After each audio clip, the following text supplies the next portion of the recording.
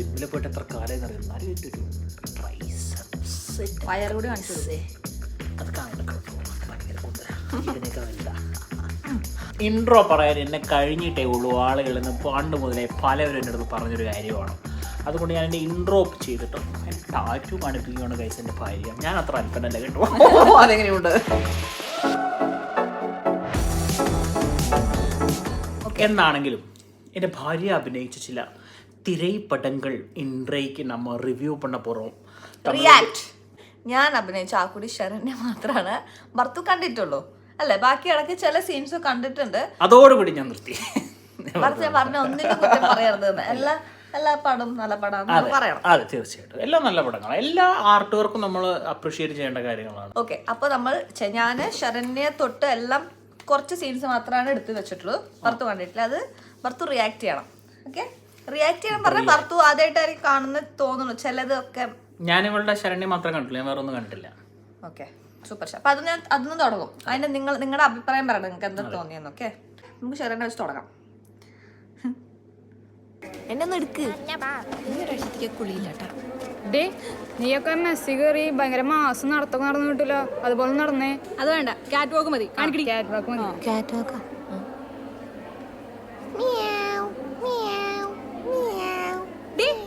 ഇന്നേരത്തെ comedy കാണിച്ചോണ്ടല്ലോ ചേകിട്ട് അടിച്ചാൻ വിളിക്കും കേട്ടറി. D നീ ചെയ്യേ. നീ തന്നെ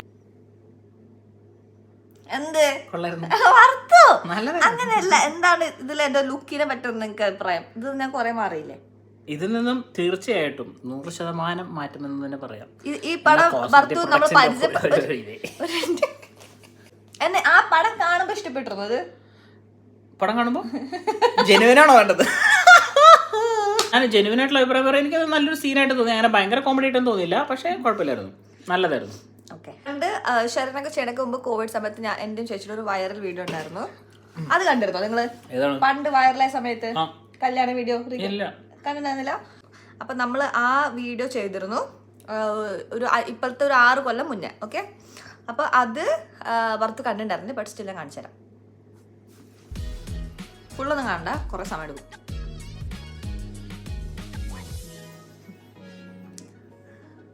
നിങ്ങൾ ഫുള്ളായിട്ട് പിന്നീട് ഇരുന്ന് കണ്ടിട്ടുണ്ടായിരുന്നത്? എന്നെ കാണാൻ പറ്റിയില്ലേ? കണ്ടിരുന്നു. ഞാൻ കണ്ടു എന്റെ ആക്ടിങ്.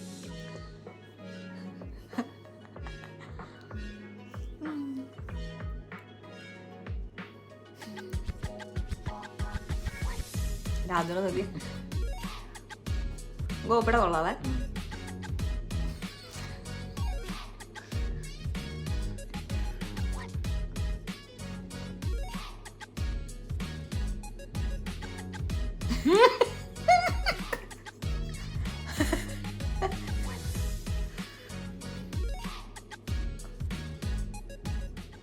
വളരെ നല്ല വീഡിയോ അല്ലേ? തീർച്ചയായിട്ടും.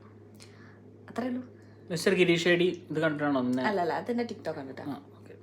നല്ലതായിരുന്നു, നല്ല വീഡിയോ, നല്ല കോമഡിയാണത്. എന്റെ മറ്റേ എന്താ പറയാ, ബുദ്ധിനെ പറ്റി എന്താ പറയല്ലേ? നിന്റെ ബുദ്ധി ഇതാണ്, നിന്റെ ഐഡിയ ആയിരുന്നു ഇത്. വളരെ മികച്ചൊരു ഐഡിയ തന്നെയായിരുന്നു അത്. ഞാൻ വിനീത് ശ്രീനിവാസൻ ജീന്റെ കൂടെ ഒരു പരസ്യം ചെയ്തത്, അത് കണ്ടിട്ടോ? ഇല്ല, ഒന്നും കണ്ടിട്ടില്ല. ഇത് കണ്ടിട്ടില്ല? എന്റെ ഫോട്ടോ ഞാൻ കണ്ടിട്ടുണ്ട്. ഫ്ലൈറ്റിൽ കയറാനല്ലേ? Close your eyes. വീട്ടുകാരുടെ ആശങ്ക, ബന്ധുക്കളുടെ കുത്തുവാക്ക്, നാട്ടുകാരുടെ പരിഹാസം, ഉള്ളിന്റെ ഉള്ളിലെ അപകർഷതാബോധം, വീട്ടിലത്തെ പട്ടിക്ക് പോലും വല്ലാത്ത അവസ്ഥ. ഇപ്പൊ എന്ത് വന്നു? ഫ്ലൈറ്റ് കയറണം, ഓസ്ട്രേലിയ പോകണം. നടക്കൂ? നടത്തും. അതിന്റെ BTS കുറച്ചുകൂടെ അടിപൊളിയായിരുന്നു. BTS ഇപ്പൊ അറിയില്ല. അതൊക്കെ അല്ലേ കൊണ്ടുവരേണ്ടത്. റിയാക്ട് ഞാൻ ശരണ്യ കഴിഞ്ഞിട്ട് ചെയ്ത ഒരു സാധനമായിരുന്നു. അപ്പൊ അങ്ങനത്തെ ഒരു ലുക്ക് തന്നെയാണ് ഇതില്. പക്ഷെ എന്നാലും ശരണ്യയിൽ അതിനേക്കാൾ മാറ്റമുണ്ട്. ശരണ്യ ഭയങ്കര എക്സ്ട്രീം ഡിഫറെന്റ് 2 പോൾസ് എന്ന് വേണമെങ്കിൽ പറയാം. ഇപ്പത്തെ ലുക്കും അപ്പത്തെ ലുക്കും മോശമാണെന്നല്ല മോശമാണെന്നൊന്നും ഞാൻ പറയില്ല. മാറ്റം ഞാൻ എപ്പോഴും മോശം പറഞ്ഞു. ഇല്ല, ഞാൻ പറയട്ടെ, അത് കഴിഞ്ഞിട്ടുള്ള ട്രാൻസ്ഫോർമേഷൻ എന്ന് വെച്ചാൽ ആ സമയത്തൊന്നും എനിക്ക് വെയിലോ ഒന്നും എനിക്ക് സ്കിൻ കെയർ പ്രത്യേകിച്ച് ഒന്നും ഇഷ്ടമില്ലായിരുന്നു. പക്ഷെ അത് കഴിഞ്ഞിട്ട് തന്നെയാണ് കോസ്മെറ്റിക്സിന്റെ വേൾഡിലേക്ക് ഇയാൾ കിടന്നത്. അല്ല, ശരണ്യ കഴിഞ്ഞിട്ടാണ് കുറച്ചുകൂടെ. ശരണ്യത്തിൽ വേറെ സീൻ കൂടി ഉണ്ട്. ഇത് കണ്ടതാണോ? സീനിയേഴ്സ് അങ്ങനെ ഇരിക്കണം പറഞ്ഞേക്കണത്. ഇതൊക്കെ കൂളായിട്ടിരിക്കുന്നുണ്ടല്ലോ. പിന്നെന്താണ് നിനക്ക്?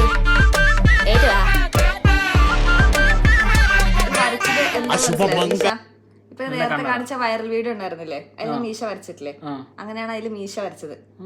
ആ ഐഡിയ റെഫറൻസ്. അപ്പോൾ അടുത്തത് റിലീസ് ആവാത്തൊരു സാധനമാണ് ഞാൻ ചെയ്തൊരു ഷോർട്ട് ഫിലിം.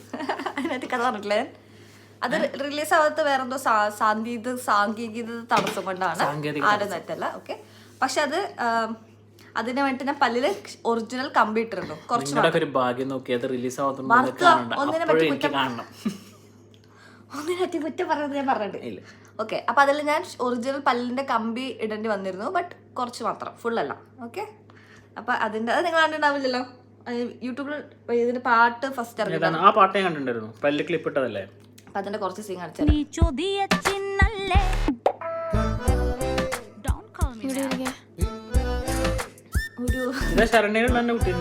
ചെറിയ സൈസ് ഉണ്ടാവോ?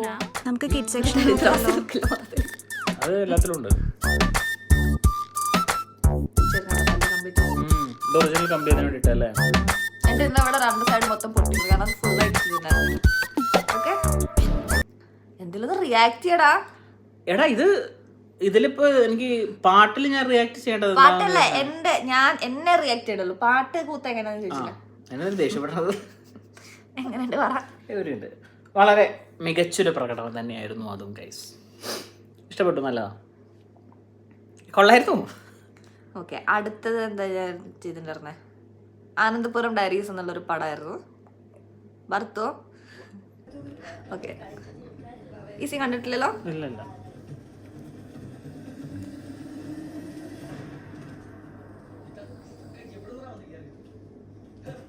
എന്റെ നല്ല വലിയ മുടിയായിരുന്നില്ലേ അതില്.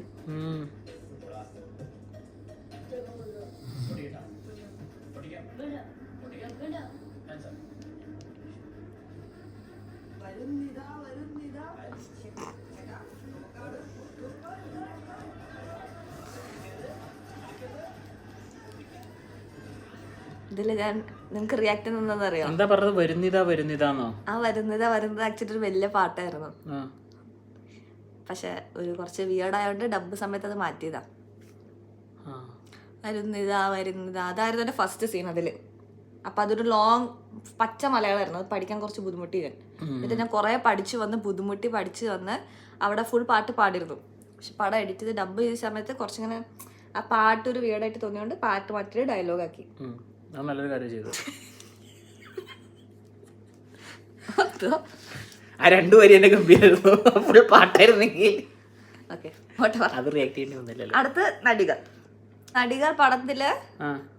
പടത്തില് വേറെ കുറെ പടങ്ങൾ ഉണ്ട്, കാരണം ടോവിനോ ആക്ടർ ആണല്ലോ അതില്. അതായത് ഉദ്ദേശം എന്താണെന്ന് വെച്ച് കഴിഞ്ഞാൽ ആ സിനിമയുടെ ഉള്ളിൽ പല സിനിമകളായിട്ട് ആ സിനിമയിലത്തെ ഒരു സിനിമയിലായിരുന്നു ഞാൻ. ഓക്കെ, അപ്പൊ ആ സിനിമയില് ഒരു ശവം സീനാണ്. ഇത് നിങ്ങൾ കണ്ടിട്ടുണ്ടാവുമല്ലോ റീൽസില്.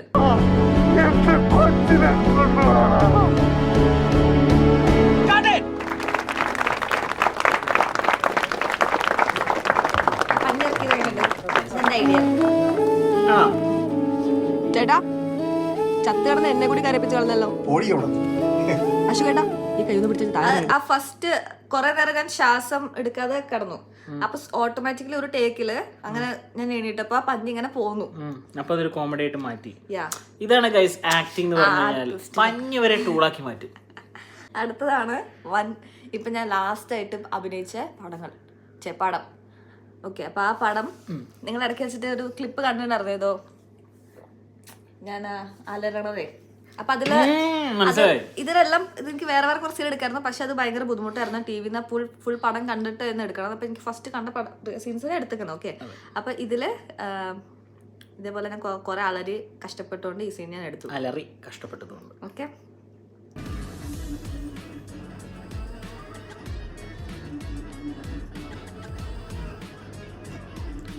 അലർന്ന് കേക്കല്ലേ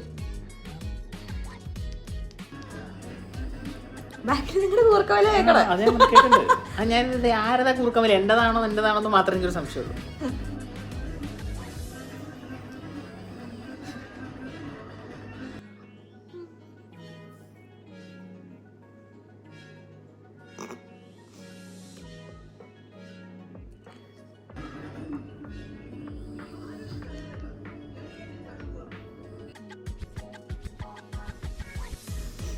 എന്താ കരയാണോ?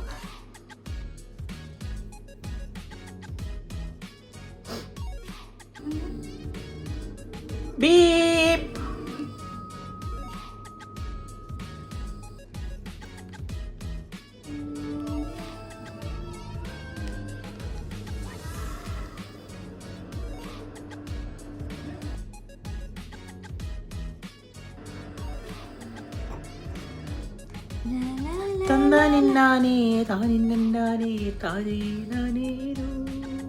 ഇത് മറ്റന്നാണ്. ഓക്കെ, ഇത് ഇത്രയേ ഉള്ളൂ. എന്താ പറയാല്ലേ, എന്താ പറയാല്ലേ, ഇതിന് മുന്നിൽ ഞാൻ കൊറേ അലറി കറിഞ്ഞ് ഓടിയിട്ടാണ് വന്നിക്കണം കേട്ടോ. ഗൈസ്, എന്താ ഞാൻ പറയാം, വളരെ അവനവന് ചെയ്യുന്ന കാര്യം വൃത്തിയായിട്ട് ചെയ്യാന്നുള്ളതാണ്. പടം എന്താണ്, അതിൽ സ്റ്റോറി എന്താണെന്ന് പറയുന്നത് നമ്മൾ അഭിനയിക്കാൻ വിളിച്ചു കഴിഞ്ഞാൽ ഇതില് ആ ബീപ്പ് അടിച്ച് ശരിക്കും ആ സമയത്ത് ഉറക്കത്തെ കുട്ടി വിളിച്ചിരുന്നു കേട്ടോ. ആണോ? എനിക്ക് തിരിച്ചൊക്കെ വിളിക്കാൻ തോന്നി, പക്ഷെ കുഴപ്പമില്ല. അല്ല, അതാ കുട്ടിക്ക് കൊടുത്ത ഇതിലുള്ള അറിയാം, പക്ഷെ നമ്മുടെ ഉള്ളിലത്തെ സാധനം വരില്ലേ, ആ ഉള്ളിലുള്ള തൊട്ടിത്തരം ഏത് നടിയാണെങ്കിലും പുറത്തു വരും എന്നുള്ളതാണ് ഇപ്പൊ പറഞ്ഞത്. ഓക്കെ, അപ്പൊ എന്റെ അലർച്ച അലർച്ച വളരെ, ഞാൻ അതാ ടി വിന്ന് എടുത്തതായതുകൊണ്ട് അലർച്ച എനിക്ക് ശരിക്കും കേട്ടില്ലെങ്കിൽ, പിന്നെ ആ അലർച്ചനൊക്കെ വലിയൊരു അലർച്ച. ഞാൻ ആ സൈഡിൽ നിന്ന് കൂർക്കാൻ വിളിക്കുന്നുണ്ട്. അതുകൊണ്ട് രാത്രി എനിക്ക് ഒരു ഇങ്ങനെ ചെയ്യണം തോന്നിയപ്പോ ഞാൻ ടി വിയിലെല്ലാം പടം എടുത്തിട്ട് വീഡിയോ എടുത്തായിരുന്നു. അപ്പൊ ഈ സമയത്ത് കൂർക്കം വലിക്കരുത് എന്ന് പറയാൻ പറ്റില്ലല്ലോ, അപ്പൊ അതുകൊണ്ട് എടുത്തു വെച്ചാണ് ആ ലാസ്റ്റ് ചെയ്ത പടം. വളരെ നല്ലൊരു, ഈ കാണിച്ച എല്ലാത്തിലും എനിക്ക് പേഴ്സണലി ഏറ്റവും ഇഷ്ടപ്പെട്ടത് എന്ത് പറഞ്ഞാലും നീ എൻ്റെതല്ലേ വാവയല്ല എന്നാണ് സാന്തിൻ്റെ പേര്. ശരണ്യായിരിക്കും. സൂപ്പർ ശരണ്യ. ഇറങ്ങി നടന്ന് സിനിമയ്ക്ക് ചാൻസ് ചോദിച്ചു നടന്നൊരു മനുഷ്യനായിരുന്നു ഞാൻ. എനിക്ക് വളരെ കുറഞ്ഞ കാലഘട്ടമേ കിട്ടുള്ളൂ, കാരണം അന്ന് ഈ സിനിമയ്ക്ക് വേണ്ടിയിട്ട് ജീവിതം മാറ്റിവെക്കാനൊന്നും വീട്ടിൽ സമ്മതിക്കില്ല. അങ്ങനെ വലിയൊരു ആഗ്രഹം പകുതി വെച്ച് നിർത്തിയിട്ട് ജോലിക്ക് വേണ്ടി ഇറങ്ങിയ ഒരാളാണ് ഞാൻ. അങ്ങനെ എനിക്ക് പറ്റാത്തൊരു കാര്യം, അങ്ങനെ സിനിമയിൽ അഭിനയിക്കുന്നൊരു കുട്ടിയെ ദൈവം എനിക്ക് എന്തായി പത്നിയായിട്ട് കൊണ്ടുതന്നു. അതാണ് നമ്മൾ ഒരുപാട് ആഗ്രഹിച്ചൊരു സാധനം. അത് നടന്നിട്ടില്ലെങ്കിലും വേറെ രീതിയിൽ നടക്കുമെന്ന് പറഞ്ഞ ആളാണ് എൻ്റെ സൈഡിലിരിക്കുന്നത്. അപ്പോൾ ഞാൻ ഈ ശരണ്യയുടെ മറ്റേ ഓഡിഷൻ കഴിഞ്ഞിട്ട് എനിക്ക് മലയാളം ആ സമയത്തൊന്നും അറിയില്ലായിരുന്നു. അപ്പോൾ ആ സമയത്ത് ഓഡിഷൻ എന്നെ സംബന്ധിച്ച് ഭയങ്കര മെനക്കെട്ട പരിപാടിയായിരുന്നു. കാരണം രാവിലെ തൊട്ട് വൈകുന്നേരം വരെ ഇതൊക്കെ പഠിച്ച് ബൈഹാർട്ട് ചെയ്ത് അഭിനയിക്കുന്നതാണ്. അപ്പോൾ അത്രയും മെനക്കെട്ട പരിപാടി ഞാൻ മുന്നേ ചെയ്യാത്തതുകൊണ്ട് എനിക്ക് ഭയങ്കര ടഫായിരുന്നു അത്. അപ്പോൾ ഉള്ളിൻ്റെ ഉള്ളിൽ സന്തോഷം ഉണ്ടായിരുന്നെങ്കിലും ഓഡിഷൻ കഴിഞ്ഞപ്പോൾ ഞാൻ താഴെ രഞ്ജോട്ടനും എൻ്റെ ഗോപിയും എൻ്റെ ചേച്ചി അളിയനുള്ളപ്പോൾ ഞാൻ പറഞ്ഞു എനിക്ക് പറ്റുന്നില്ല, കാരണം കുറേ കഷ്ടപ്പാടായിരുന്നു. പക്ഷെ ആ സമയത്ത് എൻ്റെ മനസ്സിൽ ഉദിച്ചു എന്താണെന്ന് വെച്ചാൽ കുറേ ആൾക്കാർ ഇങ്ങനെ നിങ്ങളെപ്പോലെ കഷ്ടപ്പെട്ട് ഇതിൻ്റെ പുറകെ നടന്നിട്ടും ഒന്നും ഇതില്ല. പക്ഷെ എൻ്റെ മുമ്പിൽ ഇത് തണത്താൻ മീൻസ് ഇങ്ങനെ വന്ന് കയ്യിലിങ്ങനെ ഉള്ളപ്പോൾ ഞാൻ അതിനെ തള്ളിക്കളയാൻ പാടില്ലല്ലോ. അപ്പോൾ അങ്ങനെയാണ് ഞാൻ ശരണ്യ ജോയിൻ ചെയ്യുന്നത് with lots and lots of excitement. അതും ഇത്രയും നല്ലൊരു, വീണ്ടും ഗിരീഷ് ഷേഡിയത്തിനെ പറ്റി ഞാൻ പറയണം, അത്രയും നല്ലൊരു ഡയറക്ടറെ കീഴിൽ ആദ്യമായിട്ട് ഫസ്റ്റ് സിനിമയിൽ തന്നെ ഒരു ഇത് ഓപ്പണിങ് കിട്ടുക എന്ന് പറയുന്നത് വലിയൊരു കാര്യമാണ്. അത് വലിയ ഭാഗ്യമായിട്ട് തന്നെ കാണണം. ആ ഒറ്റ പടം ചെയ്ത് ഞാൻ മിണ്ടാതിരിക്കാനും ഞാൻ ഹാപ്പി ആയിരുന്നു. കാരണം ശരണ്യ ഷൂട്ട് സമയത്തും എനിക്ക് അതിൻ്റെ ഇതറിയില്ലായിരുന്നു, എന്താ ഫ്യൂച്ചറിൽ എനിക്ക് കുറേ പടം ചെയ്യണം അങ്ങനെയൊക്കെയാണ്. അതൊന്നും തന്നെ എൻ്റെ ശരണ്യ ചെയ്യാൻ വെക്കേഷനിൽ പോയി എനിക്ക് നാട്ടിൽ പോകാൻ ഭയങ്കര ഇഷ്ടമായിരുന്നു. അപ്പോൾ അങ്ങനത്തെ ഒരു ചാൻസ് കിട്ടി നാട്ടിൽ പോകാൻ വേണ്ടിയിട്ട് കുറേ ആൾക്കാരെ വെറുതെ ഇരുന്ന് സംസാരിക്കാനൊന്നും എനിക്ക് ഇഷ്ടമുള്ള പരിപാടിയായിരുന്നു. അപ്പോൾ അതും കിട്ടി. മൊത്തം ഞാൻ ആ ഒരു വൈബായിരുന്നു. ശരണ്യ കഴിഞ്ഞിട്ട് എന്താ എനിക്ക് അറിയില്ലായിരുന്നു. അപ്പോൾ ശരണ്യ മാത്രം ചെയ്താലും ഞാൻ ഭയങ്കര ഹാപ്പി ആയിരുന്നു. അതിങ്ങനെ ലൈഫ് അങ്ങനെ ഓർത്ത് വെക്കാനും. ഒറ്റ ഏത് അനുൻ്റെ ഒരു പടമല്ലേ, എന്തായിരുന്നു അതിൻ്റെ പേര് നിങ്ങൾക്ക് ഇഷ്ടപ്പെട്ടൊരു പടം? രേഖാചിത്രം. രേഖാചിത്രത്തിൽ മറ്റേ ഇന്ദ്രൻസ് അങ്കളുടെ ഡയലോഗില്ലേ, സിനിമയിൽ ഒറ്റ വട്ടം മുഖം കാണിച്ചാൽ മതി. അപ്പോൾ അത് ആക്ച്വലി സത്യമാണ്, ഒറ്റ വട്ടം മുഖം കാണിച്ചാൽ ഞാൻ ഹാപ്പി ആയിരുന്നു. എല്ലാവരും അങ്ങനെ ഹാപ്പി ആയിരിക്കും. അങ്ങനെ അപ്പോൾ ഇതാണ് നമ്മുടെ റിയാക്ഷൻ വീഡിയോ അല്ലേ. ഞാൻ പറഞ്ഞില്ലേ, ഒരു സിനിമാമോഹിയായിട്ടുള്ള ഒരാൾക്ക് സിനിമയിൽ അഭിനയിക്കാൻ പറ്റാതെ ഭാവിയിൽ സിനിമാ നടിയായിട്ടുള്ള ഭാര്യയുടെ കൂടെ ഇരുന്ന് ആ ഭാര്യ അഭിനയിച്ച സിനിമ റിയാക്ട് ചെയ്യാൻ പറ്റുമെന്ന് പറഞ്ഞൊരു ഭാഗ്യമാണ്. ഞാൻ അങ്ങനെ കൃതാർത്ഥനാവുന്നു. ഓക്കെ, ഞാനും കൃതാർത്ഥതയാണ്. ഓക്കെ, അപ്പോൾ ബൈ. Bye guys.